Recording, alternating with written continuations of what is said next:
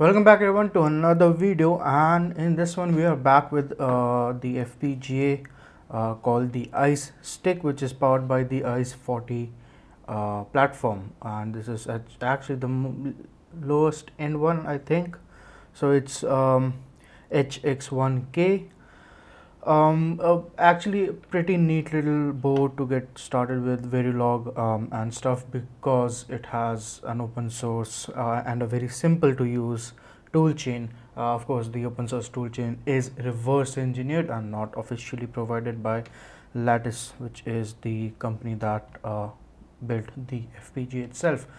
However, today I'm also talking about the board that I created right here with a bunch of LEDs, a bunch of switches, and other things, and that's just to have a board that can utilize all of the I/O on the iCEStick. Now the board on here actually has how many ever I/Os? I think it's around 26 or 30. It's not 30. It's 928. Yep, it's around 26 I/O pins. That's the available GPIO kind of styled pins we have. The other bits and parts of IO from the FPGA goes to a couple of IR sensors, and then the FTDI chips that are on there. So yeah, so let's talk about this. What this basically will be demonstrating today on this particular board, on this test board, is a 4-bit calculator, a fairly simple application. Again, I'm doing all of this from a software engineer's perspective. I've never gone into electronics or FPGA design or anything. I'm just learning, so I'm probably going to make a lot of many of the electronics engineer fairly angry, but bear with me. There are a few good things, and I'm going to show the code and everything. So if you find anything that's not right or that can be improved, let me know in the comments or any way you like. So alright, so let's go through the board itself. It has 2 rows of 4 red LEDs each. So in this example we'll have as input 1, input 2, and then there's a row of green LED that's the output. Then these are input switches, can be configured as anything else. So that's the 4-bit input for the calculator, and then there are buttons to set input to one LED and set input to one of the rows, and set the input to the other row. And then we have couple of modes that goes between addition, multiplication, subtraction, and division.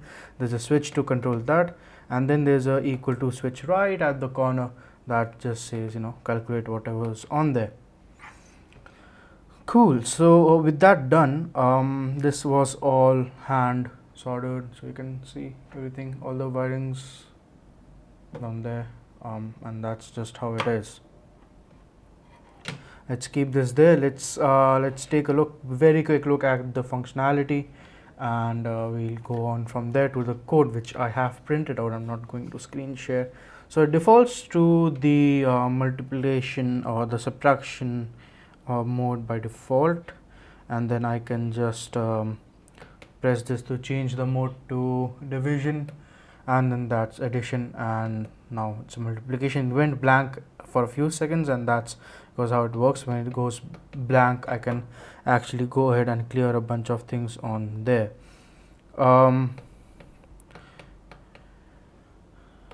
Alright, so there seems to be a little bit of glow on the LEDs. I haven't figured out what causes that, or that is just my lighting. Yeah, that's just the lighting from above, which is fairly strong. Alright, so let's do some addition. Let's put in, so we can switch it to 2 and then enter 0 1, that's 2 on the first row, and that's 0 0 1 0, and then we can switch that to let's do 2 again. So the second row would also go for 2 or 0 1 0 0 1 0, and both of them. So addition should give us 4, and that's that. Multiplication should again give us 4. Let's clear it out so we can have it at clear. That's all the LEDs off. Clear it out, and now we can have it on multiplication. That should give us 4 again. Subtraction should give us 0, and then division should give us 1, which it does, and it works. So it's very simple. I haven't done much of complicated stuff in here. So let's go ahead, clear everything out. So let's zero out both the lines, both the inputs, and then let's zero out the LEDs, other ones. Cool. So let's get to the code, and I'll be demonstrating everything as we go on. So this is what they call pin initialization, or pretty much kind of telling which pins are input or output, or you can even set them as wire, and there's a couple of more things to do.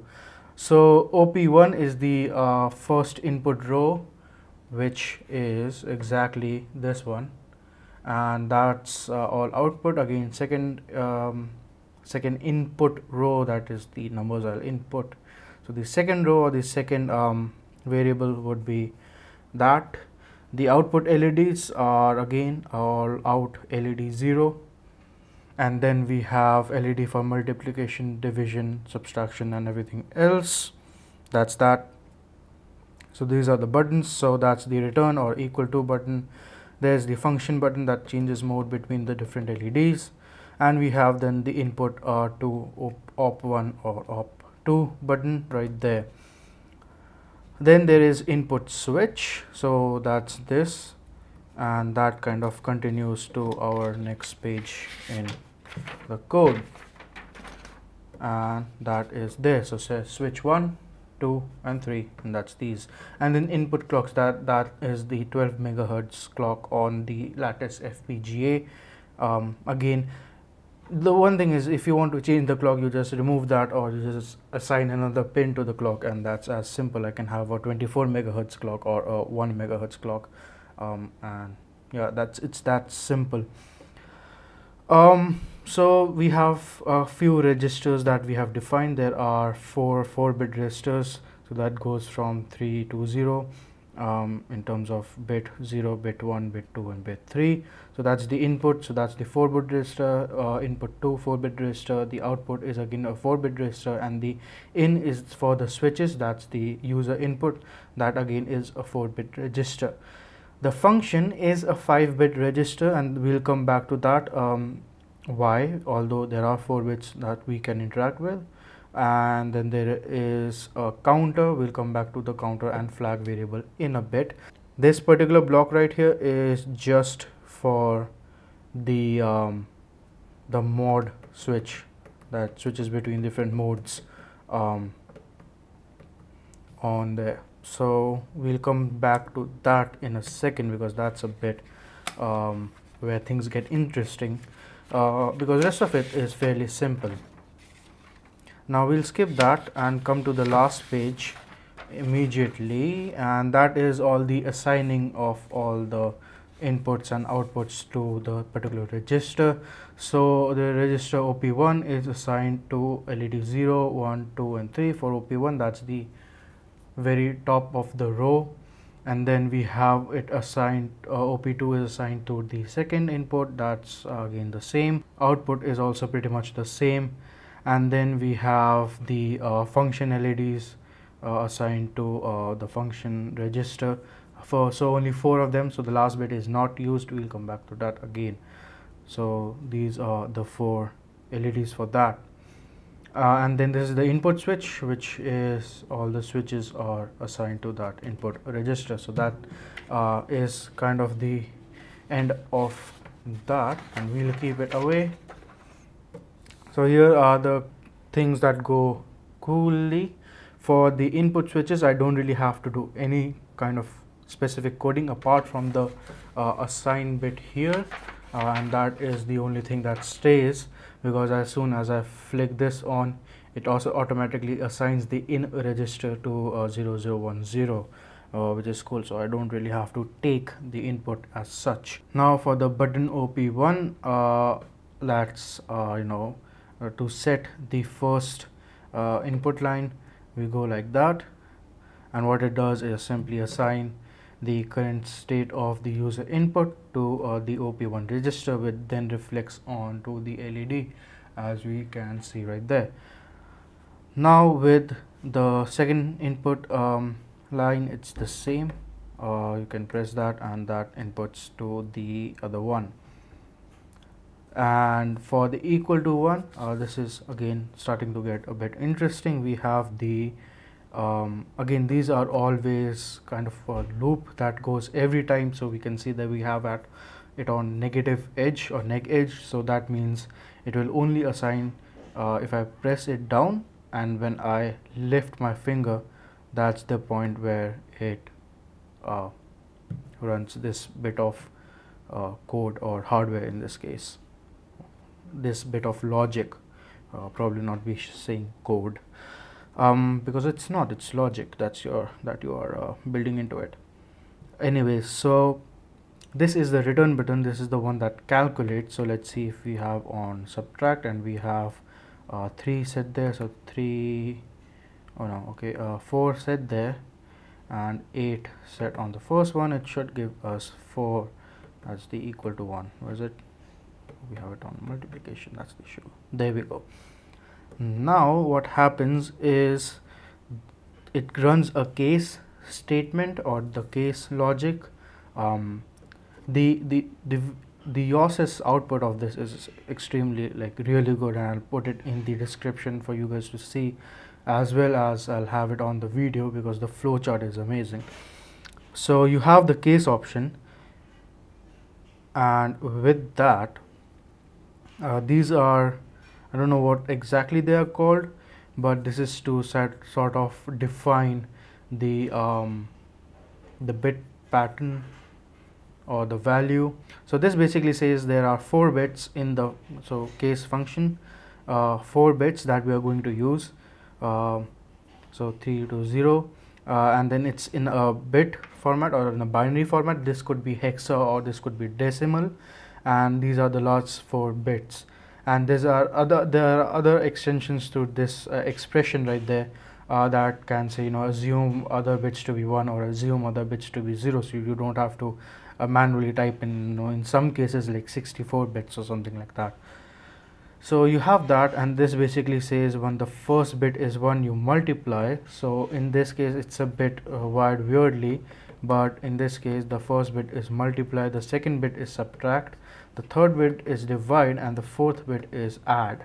And the default is when everything goes to 0, that's clear, so that would clear your equal to line. So that's why it clears the equal to sign, because no other bit are set, or the output variable I should say.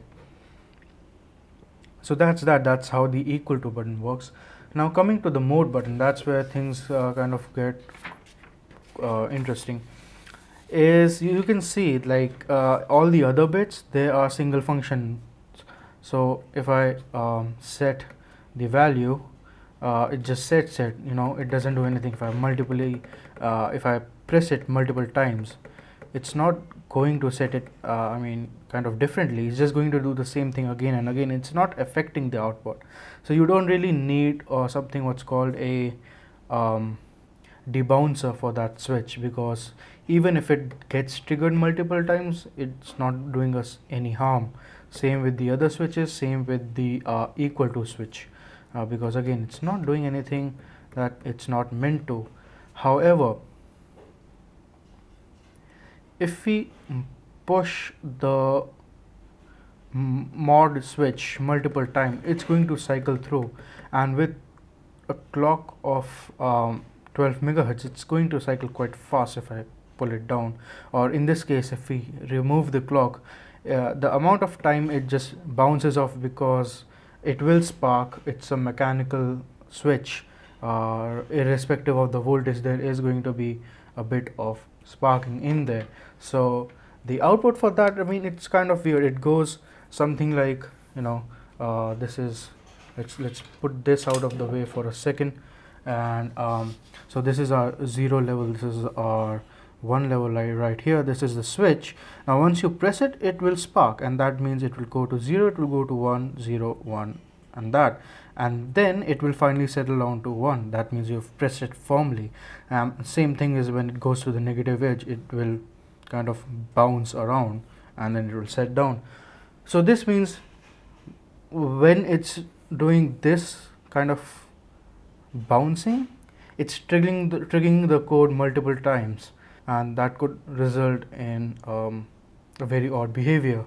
So you need to reduce that. So one of the ways to either add a capacitor, which sometimes might work, but for a complete like I mean, if it was like bouncing somewhere here in between 0 and 1, it might smooth it out, but for something when it's bouncing completely high and low, that's not the ideal kind of a situation. So you create a debouncer. Now debouncers, if you want to create them properly on something like an Arduino, you don't need that difficult of a coding. All you need to do is to see for how long the button has been pressed, and the debouncing on an Arduino is very different because the Arduino wouldn't notice this. It's not running as sensitive to an I/O as an FPGA would. Similarly, if you go into like much faster and less real-time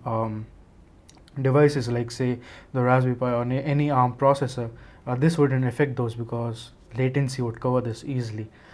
But here on an Arduino, you need a debouncer so that it doesn't execute the code multiple times. So what you do is you create a flag, and then you use the millis function to see how long the button was pushed and then activate it. We are doing something similar. The proper way to do is to use a double flip-flops, and what the flip-flop do is that they store for a bit, and then you again have a timer that would kind of calculate how long the button has been pushed, and then work on that. So we are doing something very similar, but I've just devised my own way of doing, just it's a bit less code, that's all. It's 2018 and I'm still thinking of LOC, but anyways, this is how it works. The clock we get from the 12 megahertz clock is that we generate another fairly slower clock. It's not slow to us, it's slow to the FPGA. And then on the negative edge of that clock, what we do is, could be positive, could be negative. We'll see if the button function equal to is 0 or 1, because again remember we have to make it on once we release the switch and not when we press the switch. And flag is equal to 0. In this case flag is equal to 1. So what ends up happening is that if you press it too long, this second slower clock covers enough of the delay to actually make the button input fairly stable. And once the flag is set to 1, there's no repeating of the exact same code over and over again, because the flag variable is blocking it.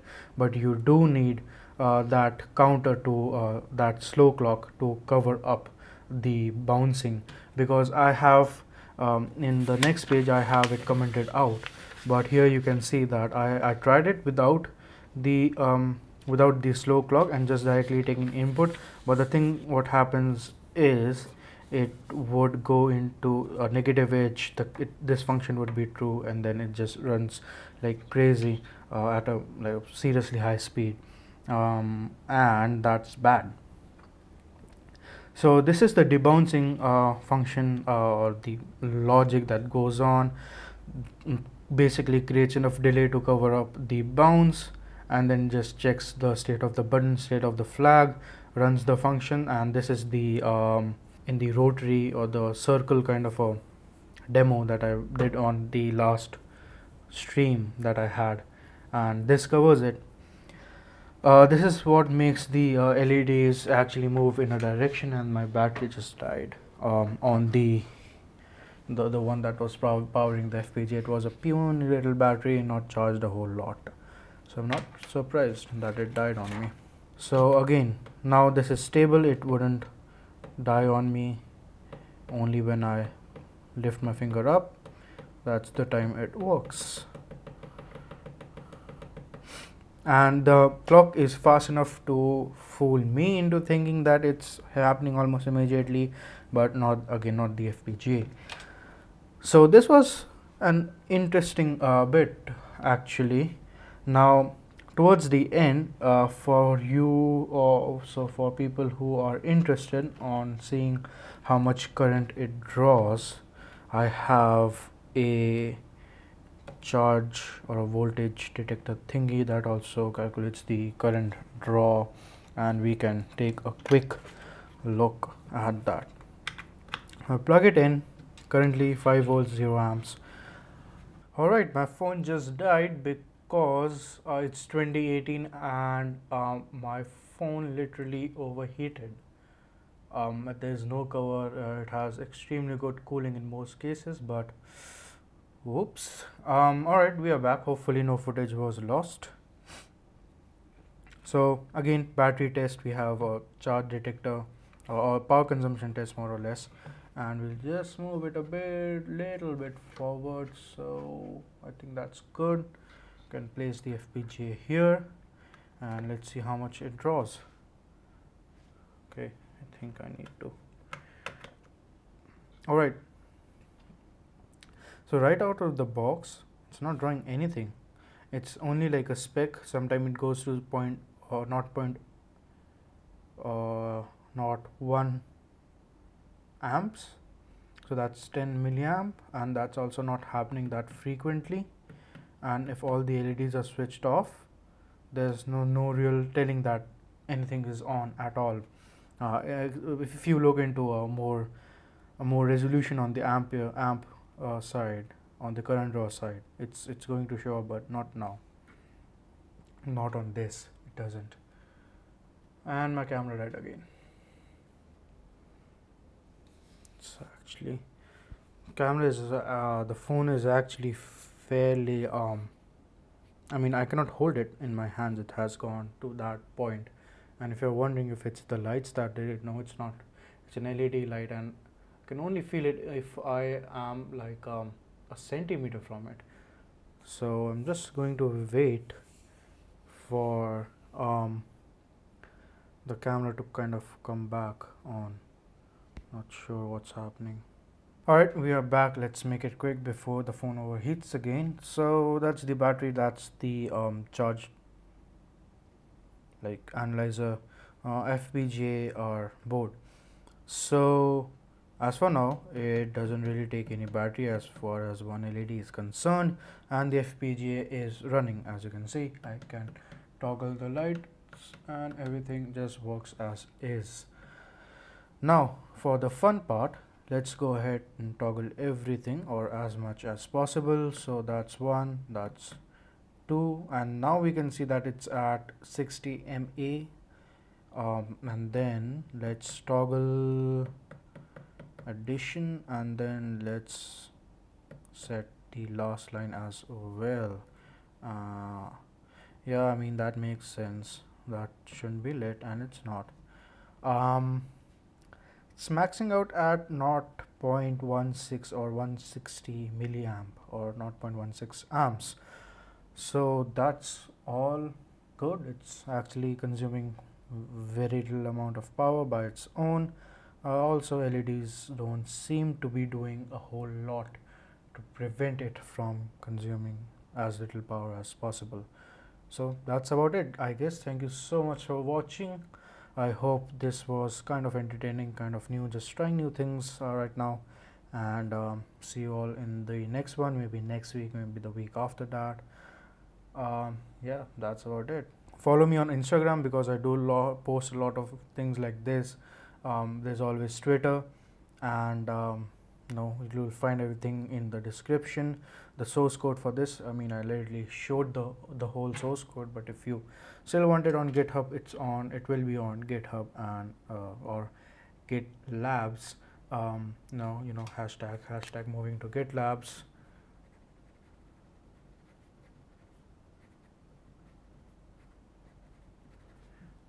and